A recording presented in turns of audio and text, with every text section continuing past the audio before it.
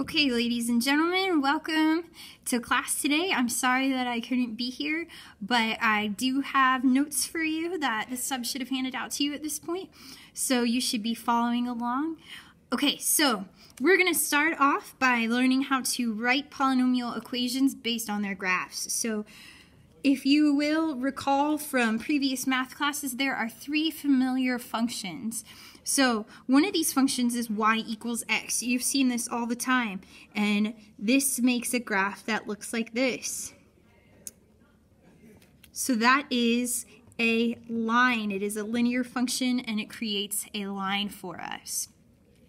Our next function that we're going to look at is a quadratic function. So when we graph a quadratic function, we end up getting a shape that looks like this. And the name of that shape is parabola. So we've got a parabola.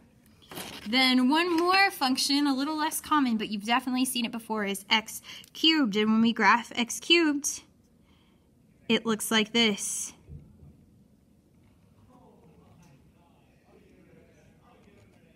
And I don't know the fancy name for that one, so I just call it a cubic. So these are three very common interactions with the x-axis that we've seen lots of times. So what we're going to do is we're going to keep these three interactions in mind as we write an equation for this polynomial graph below. So this polynomial graph is just a group of little mini functions, these familiar functions. There's several interactions with the x-axis, and we are going to write an equation for those. So the first thing we are going to do is determine the x-intercepts of our graph. Hang on, someone's knocking at the door. All right, so we are going to find the zeros, or the x-intercepts of this function. So those are the places where our graph intercepts the x-axis. So if we highlight the x-axis, we're looking for all the locations where this graph touches it. So it does this at -7, -3, +3, and +6. So now we're going to write the factors that go with these. Remember, the factors are those little mini expressions that if set equal to 0 will give us those zeros. So the factors are going to be x plus 7, x plus 3, x minus 3, and x minus 6. So now step 2, what we're going to do is we are going to determine the degree, or the exponent that goes with each factor. So let's start with the first factor that we found, x plus 7. So if we look at what's going on at x plus 7, if we zoom in on just that part, what is that a mini graph of? That's a line. And if we go back to our functions that we looked at the beginning, what's the exponent that goes with a graph of a line? Well, there's no exponent there. There's an imaginary 1. That lets us know that we have a degree of 1. So if you put a 1 there, you can, but you don't have to. But let's figure out the degrees of all of these factors. So here's x plus 3. That's the interaction that takes place at -3. So what does that make? That's a little line also. So we can just leave an imaginary 1 there. If you put the 1, that's fine. Here, this one's a little bit different. What's going on at +3? At +3, we've got a parabola going on. It looks like this. So since this is a parabola, what's the exponent that goes with parabola? A 2. And then finally, for x minus 6, we've got another line here. So this has a degree of 1, and you don't have to write that 1. So we're getting closer. We've got our factors and we've got their degrees, but we need to make sure that our graph goes through another point. That important point is this right here, that y-intercept. So we are going to write the coordinate of the y-intercept, which is 0, -4. So now's the last part. We're going to write an equation with a leading coefficient that makes sure that our graph goes through this point 0, -4.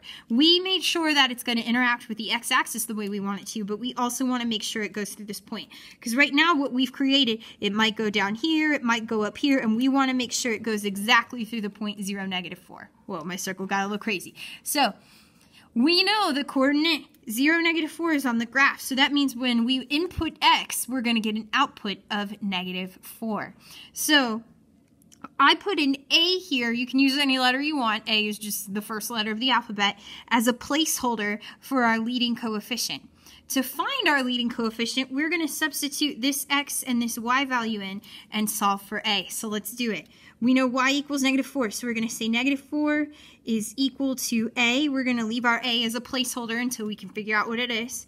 And then x is 0, so we're going to have 0 plus 7, 0 plus 3, 0 minus 3 squared, and 0 minus 6.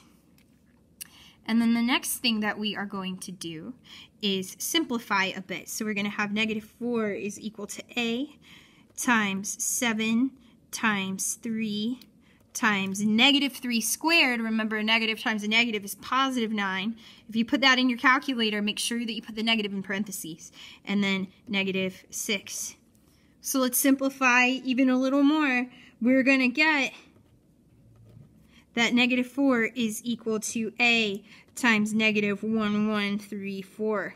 So that might seem like a big number. Don't let that freak you out. Doesn't mean you did anything wrong. So now we want to get A alone. A is being bothered by this number by multiplication. How do we undo multiplication? Division. So we're going to divide both sides and we're going to simplify that fraction. You can do that in your calculator by hitting math, enter, enter. So we're going to get A is equal to 2 over 567. So now what we can do is, now that we know our A value, we're ready to write our equation. So we're going to do y equals, and then we're going to use the same equation, but now that we know our A value, we're just going to stick it out in front. 2 over 567 times x plus 7 times x plus 3 times x minus 3 squared times x minus 6. And now what we've done is we've written a parabola equation, a polynomial equation that ensures that it's going to interact with the x-axis the way we want it to, and also go through that coordinate 0, -4.